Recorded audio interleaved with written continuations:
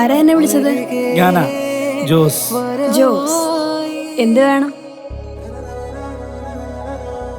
എനിക്കെൻ്റെ മേരിയെ വേണം. മേരി എനിക്കുള്ളതാ.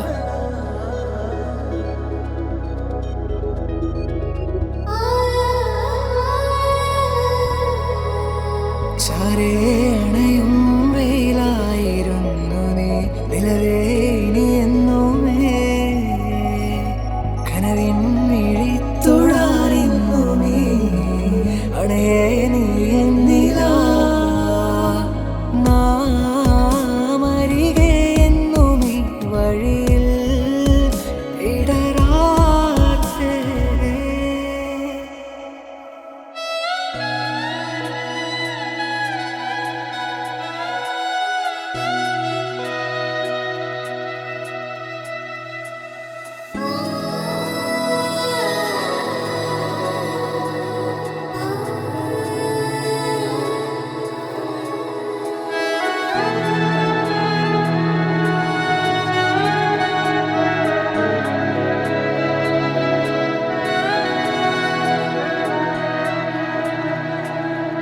എന്താ ജോസേ, എന്താ നിനക്ക് പറ്റിയേ?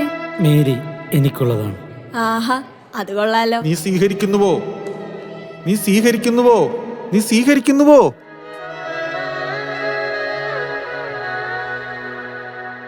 അയ്യോ അച്ഛാ, നിന്റെ മനസ്സ് എവിടെയാണ് മകനെ? തിരുക്കർമ്മങ്ങളിൽ പങ്കെടുക്കൂ.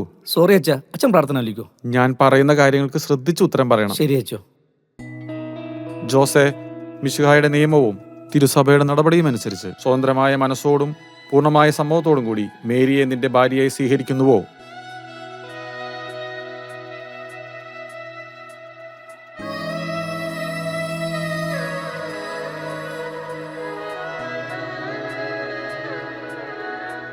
ആദ്യം കണ്ടപ്പോൾ തന്നെ ഞാൻ അവളെ മനസ്സിൽ സ്വീകരിച്ചു. അതിനുശേഷം അവളോടുള്ള സ്നേഹത്തിന് കുറവ് വന്നിട്ടില്ല. അവളുടെ തിളക്കമുള്ള കണ്ണുകളിലേക്ക് നോക്കി നിൽക്കുമ്പോൾ ഞാനെല്ലാം മറന്നു പോവുകയാണ് അച്ഛാ.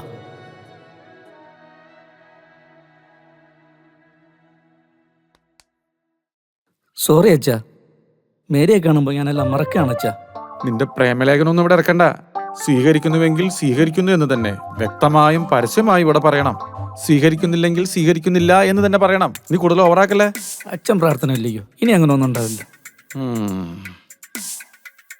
ജോസെ, മിശിഹായുടെ നിയമവും തിരുസഭയുടെ നടപടിയും അനുസരിച്ച് സ്വതന്ത്രമായ മനസ്സോടും പൂർണ്ണമായ സമ്മതത്തോടും കൂടി മേരിയെ നിന്റെ ഭാര്യയായി സ്വീകരിക്കുന്നുവോ?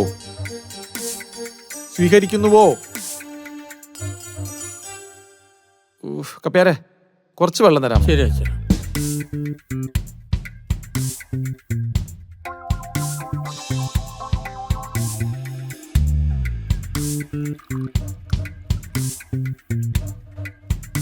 അച്ഛാ, ഇനി ഉണ്ടാകില്ല. വാ അച്ഛാ, പ്രാർത്ഥന അല്ല ഇനി നീ കൃത്യമായ ഉത്തരം തന്നില്ലെങ്കിൽ ഞാൻ പള്ളിമേടയിലേക്ക് തിരിച്ചു പോകും. അയ്യോ അച്ഛാ, അങ്ങനെ പറയരുത്. മേരിയെ കണ്ടപ്പോ പെട്ടെന്നുള്ള വികാരത്തിൽ. വികാരിയായ എനിക്കില്ലല്ലോടാ വികാരം. അച്ഛാ, വികാരത്തെ കുറിച്ച് നമുക്ക് പിന്നെ ഡിസ്കസ് ചെയ്യാം. പ്രാർത്ഥന അല്ല അച്ഛാ.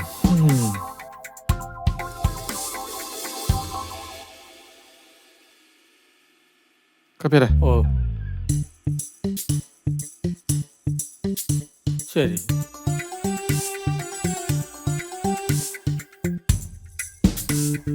ജോസെ, മിശിഹായുടെ നിയമവും തിരുസഭയുടെ നടപടിയും അനുസരിച്ച് സ്വതന്ത്രമായ മനസ്സോടും പൂർണ്ണമായ സമ്മതത്തോടും കൂടി മേരിയെ നിന്റെ ഭാര്യയായി സ്വീകരിക്കുന്നുവോ? സ്വീകരിക്കുന്നു.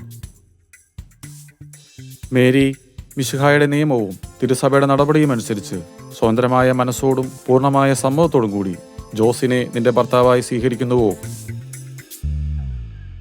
മേരി എവിടെ?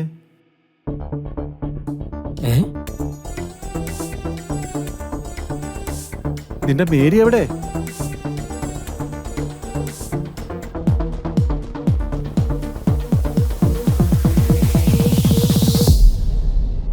ജോസേ,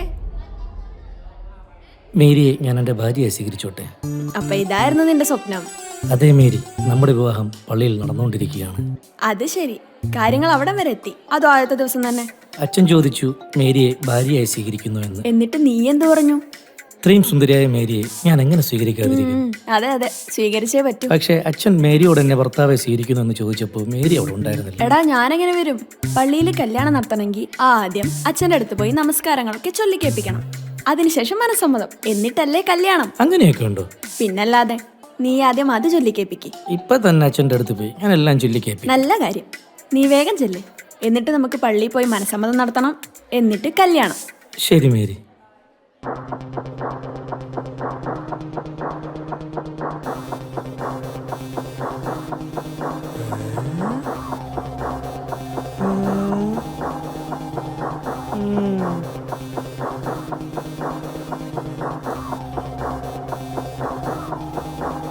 ജോസ്, നീ ഇത് ഏത് ലോകത്താ? ഏയ്, ഞാൻ ഇവിടെ തന്നെ ഉണ്ട്. എനിക്ക് അച്ഛൻ്റെ അടുത്ത് നമസ്കാരം ചൊല്ലി കേൾപ്പിക്കണം. നമസ്കാരോ? നീ എന്തൊക്കെയാ മോനി പറയണേ? എടാ അവന്റെ കിളി പോയടാ. അതെ, എങ്ങനെ കിളി പോവാതിരിക്കും? ഈ ക്ലാസ്സിലെ ഏറ്റവും സുന്ദരിയല്ലേ അവന് നറുക്ക് വീണേക്കണേ. ജീവൻ പോകാഞ്ഞത് ഭാഗ്യം. ജോസേ, നീ കുറെ നേരമായി എൻ്റെ മുമ്പിൽ വന്ന് ഇങ്ങനെ നിൽക്കണു. നീ എന്തിനാ വന്നേന്ന് ഇതുവരെ എന്നോട് പറഞ്ഞില്ല. എനിക്ക് മേരിയെ കല്യാണം കഴിക്കണം അച്ചോ. ഏത് മേരിയെ? എൻ്റെ ക്ലാസ്സിലെ. നിന്റെ ക്ലാസ് ഏതാ? ഫസ്റ്റ് ഇയർ ബികോമില്ല. ഇന്ന് ക്ലാസ് തുടങ്ങിയല്ലേ ഉള്ളൂ മോനെ. അതെ അച്ചോ, ഞാൻ നമസ്കാരങ്ങളൊക്കെ ചൊല്ലി കേൾപ്പിക്കാം. ഞങ്ങളുടെ മനസ്സമ്മതവും കല്യാണവും അച്ഛൻ നടത്തി തരണം. അപ്പോ അതാണ് കാര്യം. നിനക്ക് നമസ്കാരവും പ്രാർത്ഥനയൊക്കെ അറിയാമോ? അറിയാം അച്ചോ. എങ്കിൽ വിശ്വാസ പ്രമാണം ഒന്ന് ചൊല്ലി. അങ്ങനെ ഒരു പ്രമാണമുണ്ടോ? കപ്പ്യാരെ, ഇവനെ സുരക്ഷിതമായി ഒന്ന് ക്ലാസ്സിലേക്ക് ആക്കണം. പേടിക്കണ്ട, അവൻ ക്ലാസ്സിലെ ഏതോ പെൺകുട്ടിയെ കണ്ട് റീലേ പോയിരിക്കണതാ. വാ മോനെ, നമുക്ക് ക്ലാസ്സിൽ പോവാം. വാ. ക്ലാസ് തുടങ്ങിയില്ല, അവൻ ഇന്ന് തന്നെ കല്യാണം കഴിക്കണം. കഷ്ടം.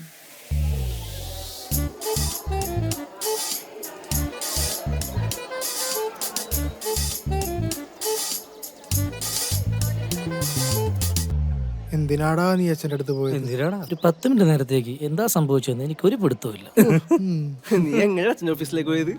എനിക്കൊന്നും ഓർമ്മയില്ല. മേരി എന്റെ ഹൃദയം അങ്ങോട്ട് ഇളക്കി ഉണ്ണിയും ജോസും നിങ്ങൾ രക്ഷപ്പെട്ടു കേട്ടോ. അതെന്താടി നീ അങ്ങനെ പറഞ്ഞേ? ഞാൻ ഇതൊരു ചളി പ്ലാൻ എന്നാ വിചാരിച്ചത്. പക്ഷെ നിനക്കും ജോസിനും പ്ലാൻ വർക്കൗട്ട് ആയി. അത് ശരിയാടി. അളിയാ, നീ എനിക്ക് നല്ല ചെലവ് ചെയ്തേ പറ്റൂ.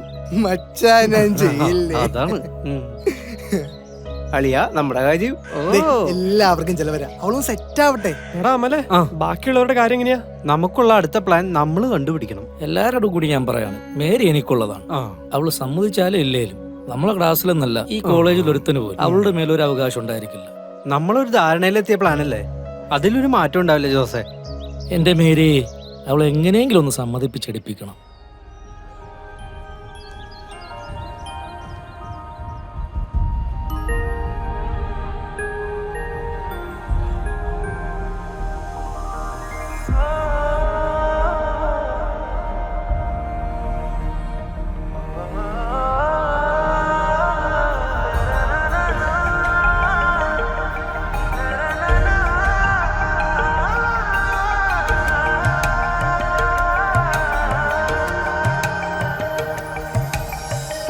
ഒരിതൾ പാതയിൽ നീ ചാരയായി ചേർന്ന് നിന്നീ നേരം കനവോരം മേരേ, മെല്ലവേ വന്ന് നിന്നിൻ എന്താ?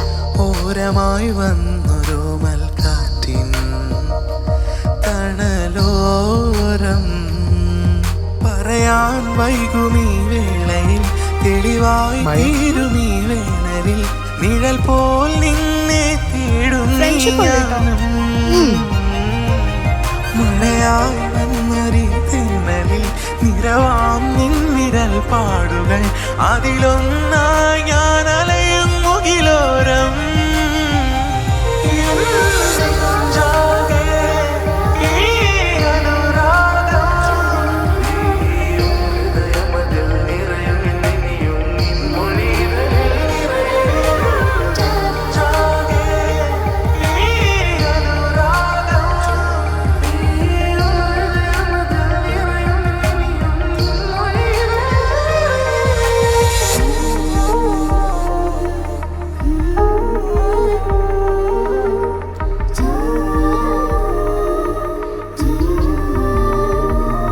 ടീച്ചറിന് അവരൊന്നില്ലേ? എന്റെ ഇന്നത്തെ കഴിഞ്ഞ സാറേ. അത് ശരി.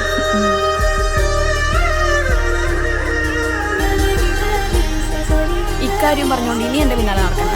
പ്രേമിച്ച് നടക്കണമെന്ന് എന്നെ കിട്ടില്ല മോനെ.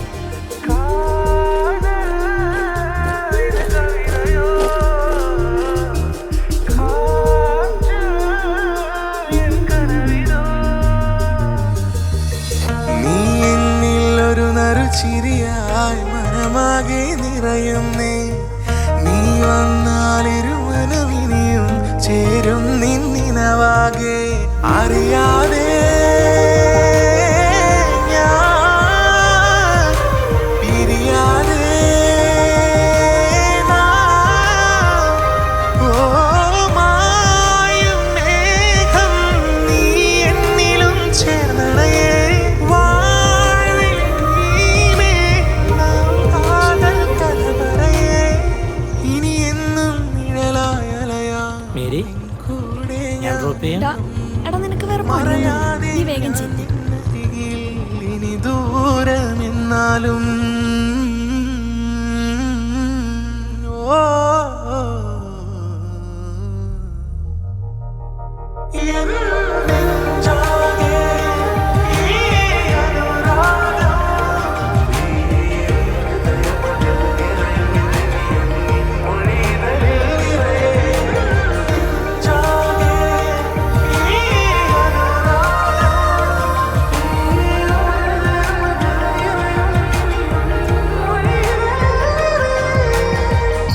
ഓരിതൾ പാതയിൽ നീ ചാരയായി ചേർന്ന് നിന്നീ നേരം കനവോരം